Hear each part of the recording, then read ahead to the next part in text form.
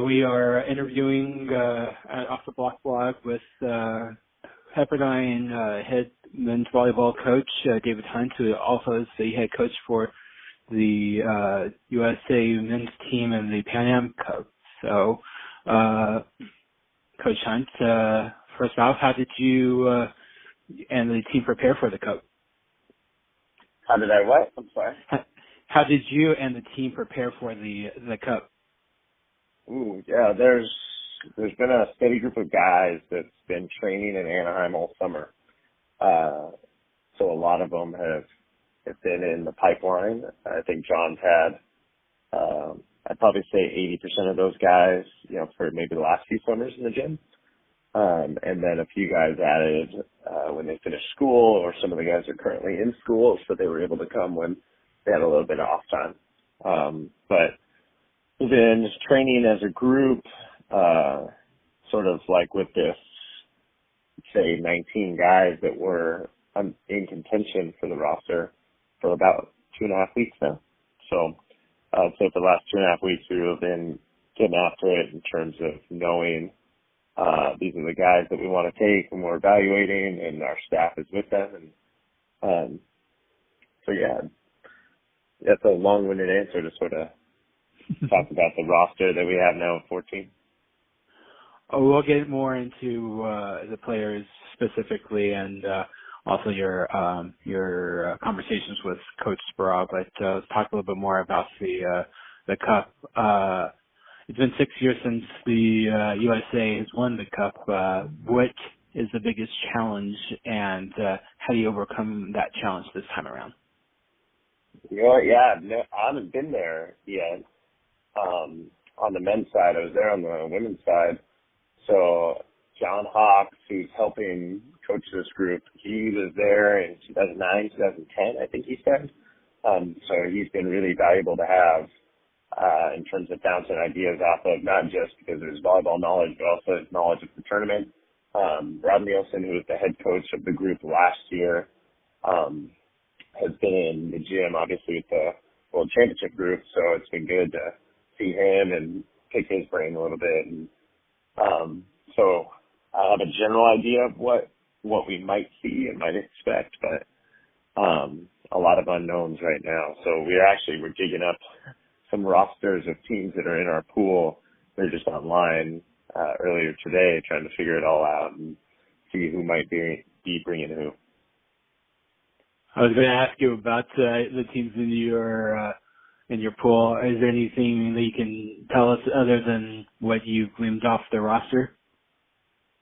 I've been talking to Maurice Torres, who's going to play for Puerto Rico. I've been trying to pick his brain a little bit because he's on the Puerto Rican roster, but he's playing it pretty close to the vest, so I can't get too much out of him. And a group of guys went down and played Argentina earlier this month, so I was trying to cross-reference and see who was going to be playing for them, but not too much stuff yet. What would you consider a successful tournament, and what do you personally hope to get out of this experience and hope that the players get out of this tournament? Yeah, I don't know. A successful tournament, I'm not quite sure, because every day we talk about something, these guys have been great at implementing it and putting it into effect. So successful tournament is just if we can continue that growth arc and continue our learning and development. A lot of these guys are guys that just haven't had a ton of match time yet at the international level. So if we can learn some things about those guys and make John's job easier in years down the road when he has to make decisions about major tournament rosters, I think that would probably be successful. But I don't know if we'll be feeling that right now or in a few weeks. I think that's sort of long term. Correct me, let's talk about the players on your team. I believe, looking at past schedules, that there's only one player that you have not coached or coached against. That would be Ryan Conan of Lewis. Is that correct? You know what? I coached against him 2 years ago when we went out and played Lewis. So you've coached against. So you coached. I think everybody. Yeah, right. So what? Yeah. What advantage does that give you to coach or have coached or coached against all these players?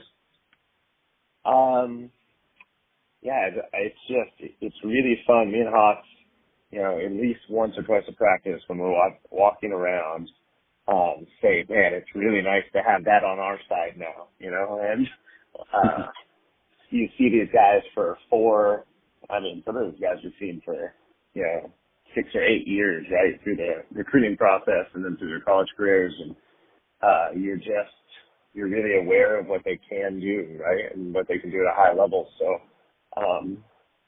we have high standards for all of them because we've seen them all do great things for their college programs across the country. So it's nice to be able to have them on our side of the net finally, it's a pretty cool experience. And if I'm not mistaken, you have 3 active players on your roster, Ryan, as well as obviously Davidson, your gym all the time, and Kyle D'Agostino up on the farm. How much of a learning curve is it for those players that are still in college versus and how did they come up to speed playing international matches like these? Yeah, with Dave, he was in the gym a little bit last summer, so I think it's been nice for him to have that year already under his belt. He was at the tournament last year.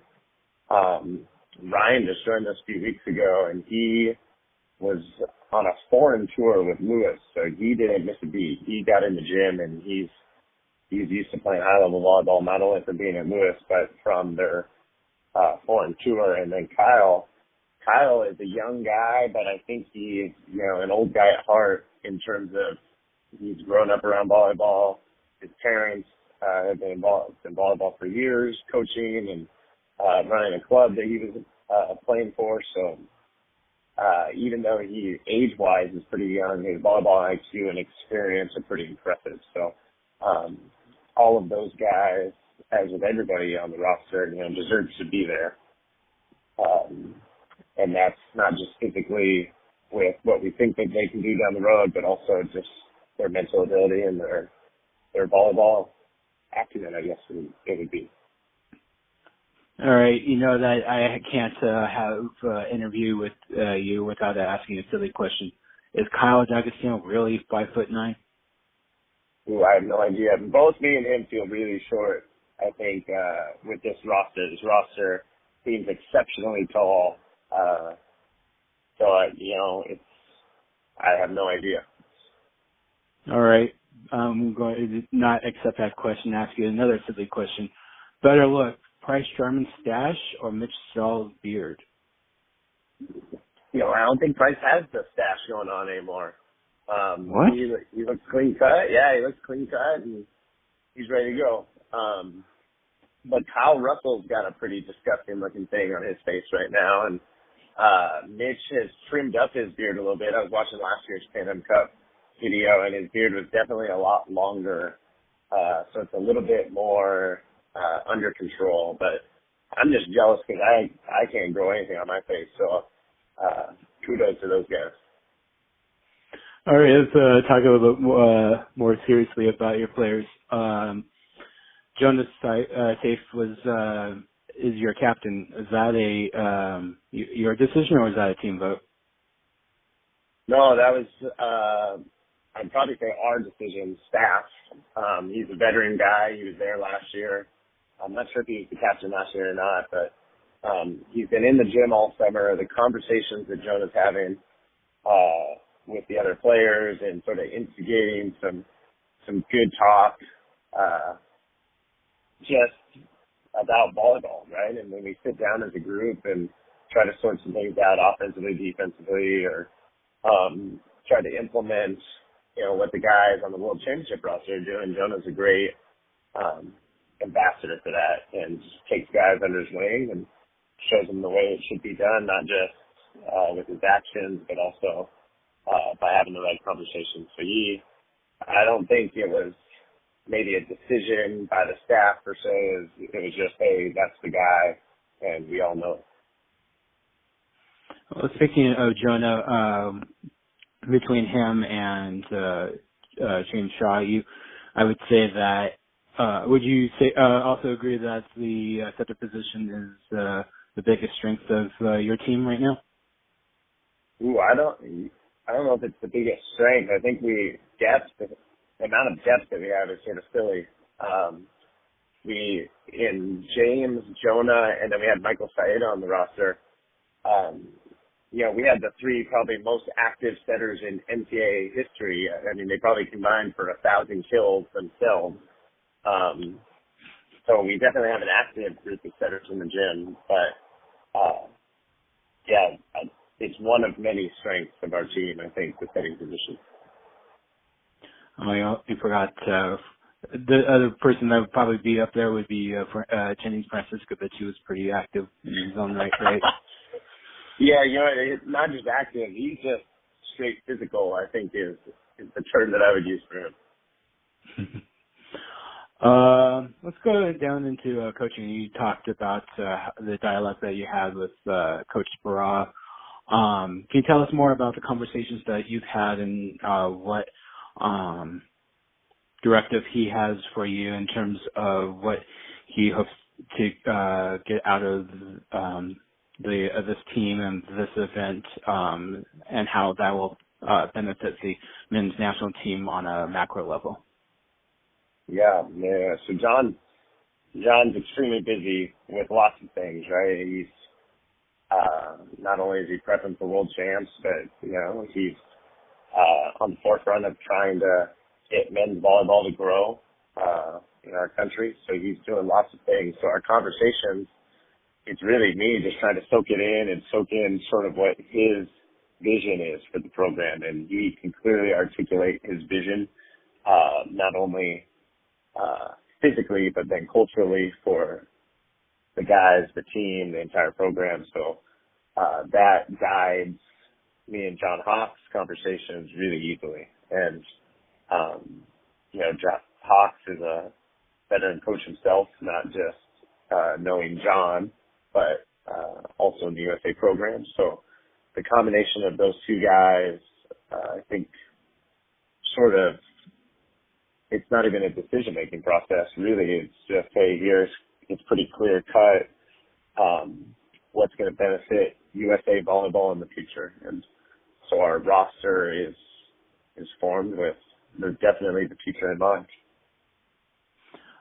How much input has John had in terms of deciding playing time, or is that really up to you, Greg, and Hawks?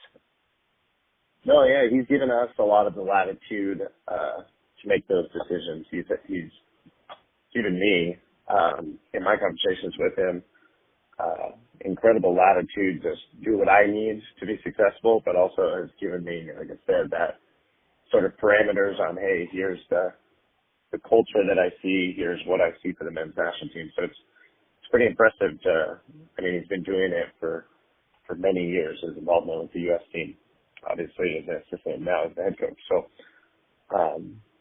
he's given me a lot of latitude to make those decisions.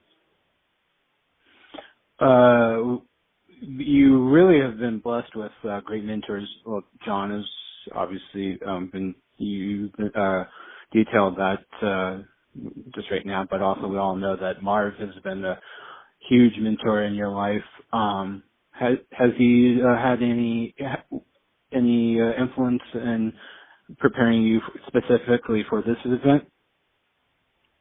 You're talking about Marv? Yeah. You know better than anybody. Probably everything I do, he's had an influence over, right? Yeah. But I think after my experience in 2016 at the Olympics, it became pretty clear why Marv values the things that he does, both in athletes and in training. I don't know if he's, necessarily, shaped me to coach a Pan Am Cup team or something, but I think the principles that maybe he values in coaching and in athletes transcends the level of volleyball, and it's on a higher scale of just elite athletes, right? What makes elite athletes. And I think that's the unique thing about Marv is he can connect with all different types of athletes, but everything is based around working with the elite ones. And last question, you spoke glowingly over about Hawks, but you have another assistant helping you, Greg Walker. He just announced last month that he's joined USC as their new assistant coach. Can you tell us about your experience with him and what Greg brings to the table, not just for the Pan Am Cup, but also for USC? Yeah, you know what? I haven't been in the gym with Greg that long. He's only been here about a day and a half for us. He was a late addition. We had somebody drop out, and Greg was willing to step in, and Jeff was kind enough to let Greg join us, after he just got to USC. So it's a huge thanks to Greg and Jeff for doing that. But,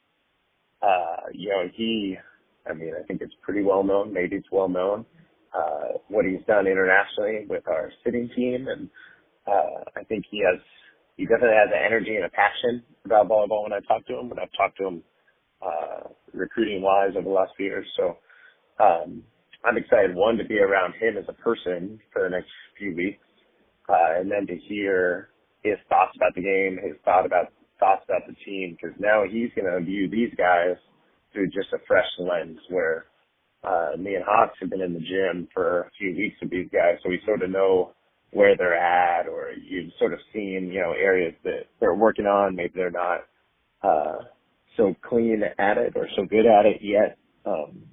Now Greg's going to be able to come in with a fresh pair of eyes and maybe remind us of some of the good things that we're doing, or just give us a fresh perspective. So I'm excited about that. But just as a person, I'm excited to be around him for the next few weeks. Well, I've taken up enough of your time. Thank you for taking time out of your very busy schedule to discuss the upcoming Pan Am Cup tournament, and we wish you and the team the best of luck. All right. Thanks, Sean.